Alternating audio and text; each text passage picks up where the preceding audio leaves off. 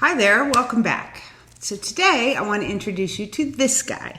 This is Arthur Compton. He was born in 1892 in Worcester, Ohio. This guy contributed a lot to science. He won the Nobel Prize in Physics in 1927 for his discovery of the Compton effect, which demonstrated the particle nature of electromagnetic radiation. He was featured on the cover of Time magazine in 1936, holding his cosmic ray detector.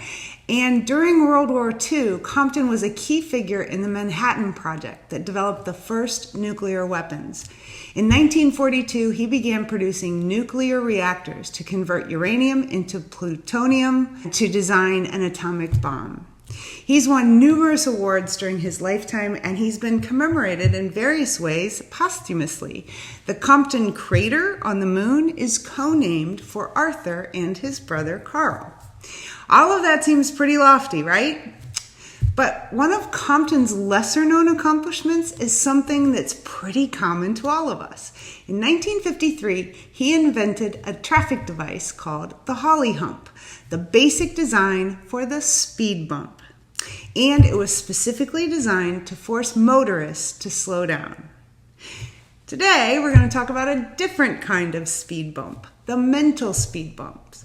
We all have those times when our focus or our energy or our motivation wanes, when our brain kind of hits a speed bump, right? There are a lot of factors that slow the brain down. Not enough sleep, poor nutrition, the sugar crash after the spike, long periods of sitting, gray skies outside. Think about your typical day. When do you typically hit your speed bump, and how do you get over it? Grab a cup of coffee, maybe an energy bar or a soda. Many people opt for a quick caffeine boost to get over that hump. And while caffeine does stimulate the brain and the nervous system temporarily, the effects are short-lived, and new research shows that there's a much better way to boost your energy. A 2017 study shows that walking up and down stairs for 10 minutes produces far better effects on energy and motivation than caffeine. Researchers worked with a group of participants who all experienced mental fatigue at some point during their workday. The researchers compared the effects of 10 minutes of low to moderate exercise, walking up and down the stairs, with 50 milligrams of caffeine, about that you would find in a cup of coffee or a can of soda, and a control group. They didn't find much change in the caffeine group or the control group, but the subjects in the exercise group reported a noticeable increase in energy and greater motivation to get back to work after just 10 minutes of walking up and down the stairs. There's a wealth of research to corroborate these findings. In fact, more than 90% of the studies show that exercise, even low to moderate activity for very short periods of time, give us an energy boost. In fact, nearly every group studied, from healthy adults and the elderly to cancer patients and those with chronic conditions like diabetes and heart disease, got an energy boost from low to moderate activity for short periods of time.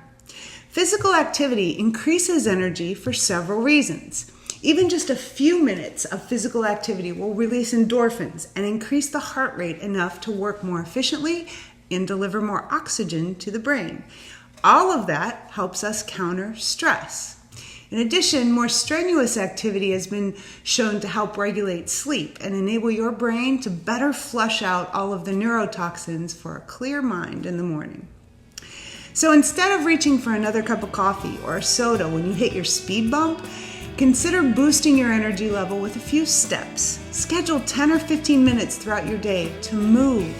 Choose the stairs instead of the elevator when you can. And if you don't have a stairwell in your building, a quick lap around can produce the same kind of effect. So get moving. Want to learn more about how the brain works and how you can make it work better for you? Check out my book, Happier with Einstein.